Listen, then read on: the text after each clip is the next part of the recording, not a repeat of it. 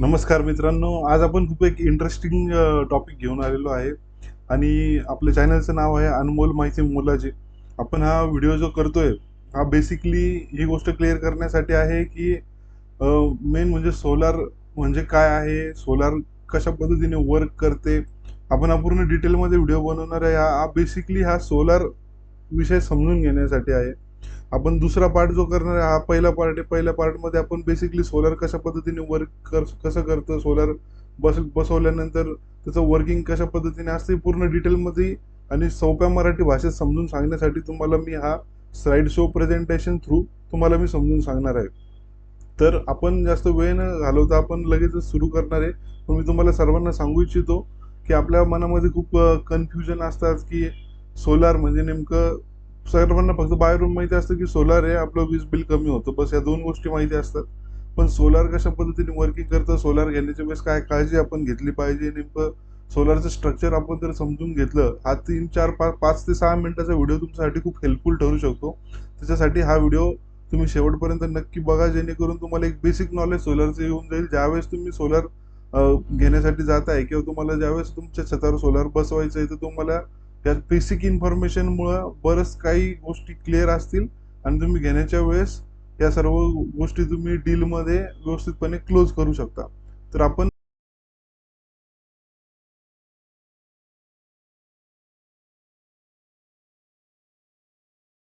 सुरू करूया जास्त वेळ नाही करता.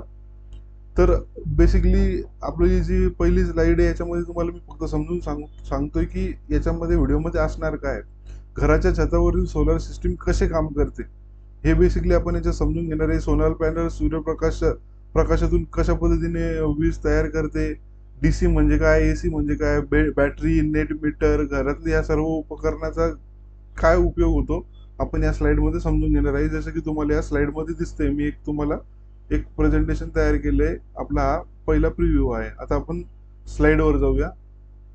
ही आपली पहिली स्लाइड आहे. या पहिल्या स्लाइडमध्ये एकदम क्लिअरली तुम्हाला दिसत आहे की एक सोलार कशा पद्धतीने मी एकदम सोप्या भाषेमध्ये बनवलेलं आहे, जे तुम्हाला सगळ्यांना मराठीमध्ये व्यवस्थितपणे समजेल. तर तुम्हाला दिसतंय की छतावर सोलार आहे. सोलार आपण ज्यावेळेस फिट करतो ते या पद्धतीने सोलारचं काम, सूर्यप्रकाश आणि सूर्यापासनं सोलार पॅनलकडं कशा पद्धतीने वीज येते. सूर्यप्रकाश जे आहे, सनलाईट काय तयार करते, तर सोलार पॅनल मधनं डीसी तयार करते. डीसी म्हणजे काय, तर डायरेक्ट करंट, जे की इथं दिलेलं मी तुम्हाला पॉइंटरने दाखवतोय. हे डीसी आहे, हे डीसी आहे, हे तुम्हाला मी पॉइंटरने दाखवलं, हे डीसी आहे. आता या डीसी मध्ये काय होतं की हे सूर्य आहे. सूर्य सूर्य काय करतो की तुम्हाला माहिती आहे सूर्याचं काम काय आहे, प्रकाश देणे. आणि आपलं जे छतावरील आपण सोलर पॅनल बसवतो, ते पास कसं होतं की सूर्यप्रकाश येतो आपल्या छतावरील सोलर पॅनलवर. जो प्रकाश पडतो त्याच्यातून ते कॅप्चर केल्यानंतर सोलर पॅनल काय करतात की इथनं जे वीज तयार होती ही ही जे कन्वर्ट करतात, डीसी डीसी म्हणून कन्वर्ट होते, जे डायरेक्ट करंट असतं. आणि हे डायरेक्ट करंट कुठे जातं, तर आपलं हे जे तुम्हाला दिसतंय हा इन्व्हर्टर आहे. हा जो बॉक्स दिसतोय हा इन्व्हर्टर आहे. समजून घ्या तुम्ही, हा इन्व्हर्टर आहे. आणि इन्व्हर्टर काय करतं, त्याचं रूपांतर काय करतं, अल्टरनेटिव्ह करंटमध्ये करतं. इन्व्हर्टर समजून घ्या, सूर्यप्रकाश आला सोलारमध्ये, सोलारमधनं तयार झालं डायरेक्ट करंटमधनं हे इन्व्हर्टरला त्याने पास केलं. इन्व्हर्टरला पास केल्यानंतर त्याचं झालं अल्टरनेटिव्ह करंट. अल्टरनेटिव्ह करंट म्हणजे आपण जे घरामध्ये यूज करतो ती वीज. अल्टरनेटिव्ह करंट म्हणजे बेसिकली जर तुम्हाला मराठी भाषेत सोप्या शब्दात सांगायचं, तर आपण घरामध्ये जी वीज वापरतो ते म्हणजे अल्टरनेटिव्ह करंट. आता खाली इथं तुम्हाला दिसतंय की इथं बॅटरी दिसते. आता ही बॅटरी बसवणं नाही बसवणं हे सर्व आपल्या याच्यावर असतं. शक्यतो बॅटरी बसवण्यासाठी एक वेगळा कॉस्ट येतो. पण आपण बॅटरी जरी बसवली नाही तरी चालते. डायरेक्ट सोलर पॅनलवर प्रकाश पडतो. पॅनलवर प्रकाश पडल्यानंतर ते डीसी म्हणजे डायरेक्ट करंटमध्ये रूपांतर होतं. इन्व्हर्टर काय करतं, तर त्याला करंटमध्ये रूपांतर करतं, म्हणजे त्यालाच अल्टरनेटिव्ह करंट असं म्हणतं, ज्याच्यावर आपल्या घरातली उपकरणं चालतात. तर जनरली ज्यावेळेस आपण 3 किलो वॅटचा सोलार बसवतो, 4 किलो वॅटचा सोलार बसवतो, याच्यामध्ये बॅटरी ही येत नाही. बॅटरी म्हणजे काय असते की जी बॅकअपचं काम करते. बॅटरी येत नाही, इन्व्हर्टरला कनेक्ट होतं, इन्व्हर्टरमधनं आपल्या घरामध्ये वीज सप्लाय होते. आता याच्यामध्ये काय की आपल्या याच्यावर वीज तयार झालेली, त्याच्यात आपले घरातली उपकरणं चालतात. तुम्हाला इथे मीटर दिसतंय, राईट? तर ह्या मीटरमध्ये दोन प्रकार दिलेले आहे, एक नेट मीटर आणि एक जे तुम्हाला बाजूचं दिसतंय ते इलेक्ट्रिक ग्रिड. तर सोलार पॅनल काय करतं की जी दिवसा पण वीज आपली जी तयार होती दिवसा, ती आपण घरामध्ये दिवसा, कारण की सूर्यप्रकाश हा दिवसा असतो, त्यामुळे दिवसाची पण वीज तयार होते, ते आपण घरामध्ये यूज करतो. आणि सपोज जर तुम्ही घरामध्ये आजच्या आजच्या दिवसाला तुम्हाला सपोज एका दिवसात 7 युनिट तुम्हाला घरामध्ये लागतात आणि सोलारने जनरेट केले 12 युनिट, तर काय होईल, तुमचं 12 युनिट जे आहे त्याच्यापैकी तुम्ही घरामध्ये 7 यूज केले म्हणजे तुमचे चार 4 युनिट, 5 युनिट साधारणतः तुमचे बाकी राहिले. तर हे 5 युनिट कुठे जाणार? हे सप्लाय होणार नेट मीटर मध्ये, आणि नेट मीटर काय करणार, हे MIDC ला पास करणार. म्हणजे 7 तुम्ही यूज केले घरामध्ये, जे दिवसा यूज होते ते घरामध्ये यूज होऊन जाणार.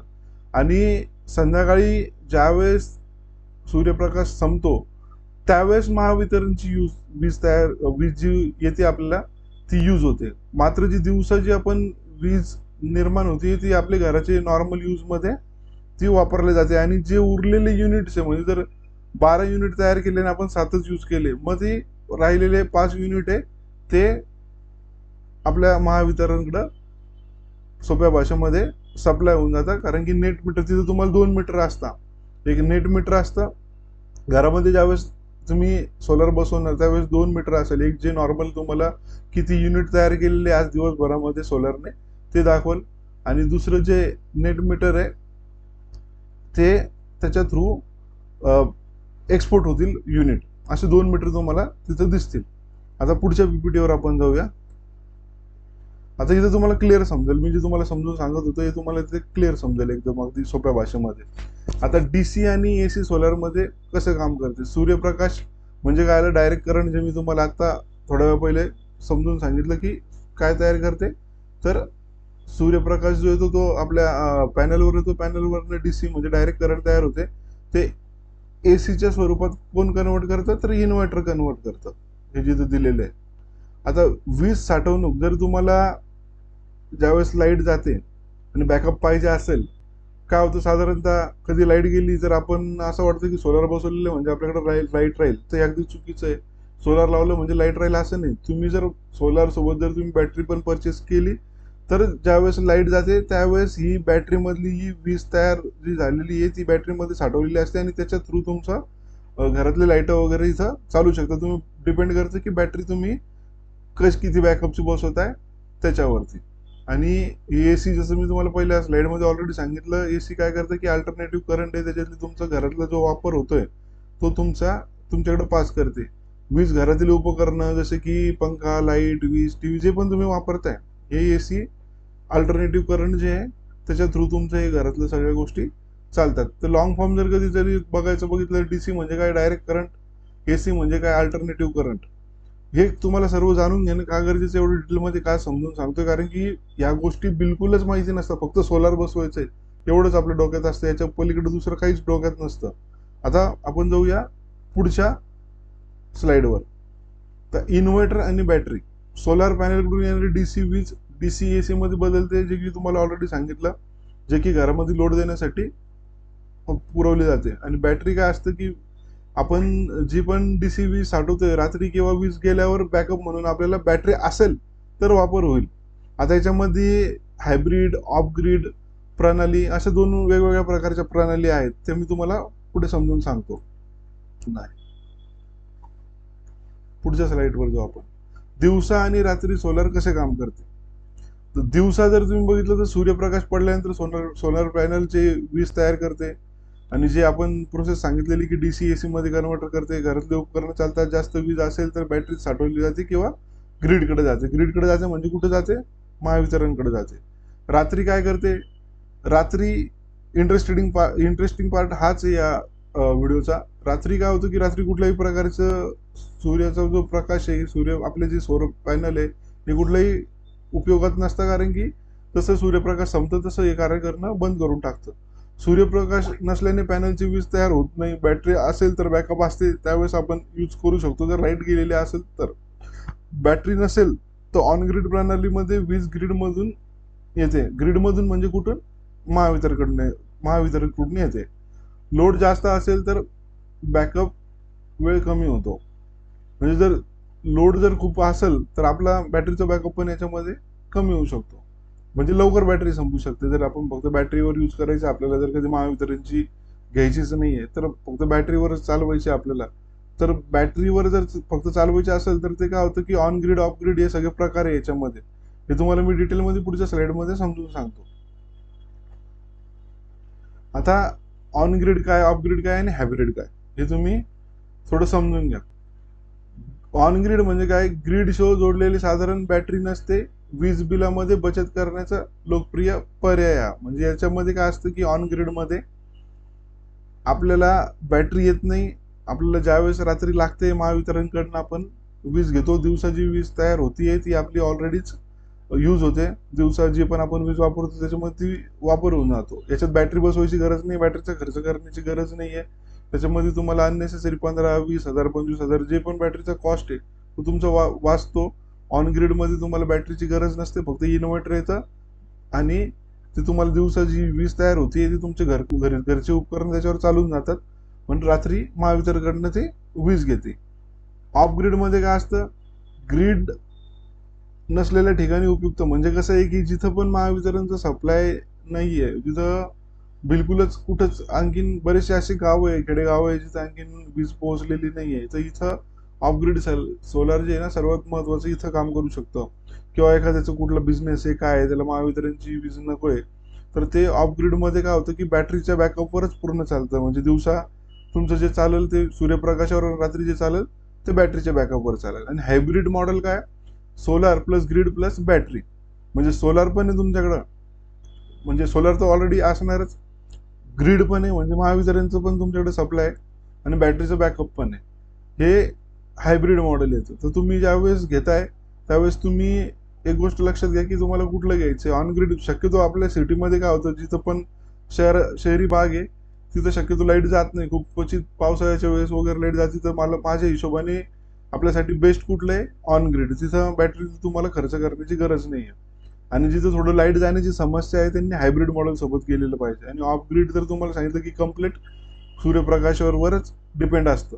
तर हा मी डिटेल व्हिडिओ केलेला आहे. तुम्हाला हा व्हिडिओ कसा वाटला मला कमेंटमध्ये नक्की सांगा. त्याच्यानंतर मी एक डिटेल व्हिडिओ करणार आहे जिथं मी स्वतः सोलार लावलेलं आहे 4 किलोवॅटचं, आणि मी 2-3 महिन्यापासून यूज करतोय. माझं लाईट बिल किती कमी झालं आहे विथ एक्झाम्पल, विथ फोटो तुम्हाला मी सर्व काही समजून सांगणार आहे. तर मी तो सेकंड पार्टमध्ये नक्की करेल. हा तुम्हाला व्हिडिओ जर आवडला असेल तर नक्कीच लाईक करा, कमेंट करा आणि शेअर करा, जेणेकरून मला दुसरा व्हिडिओ बनवण्यासाठी आणखीन एनर्जी येईल.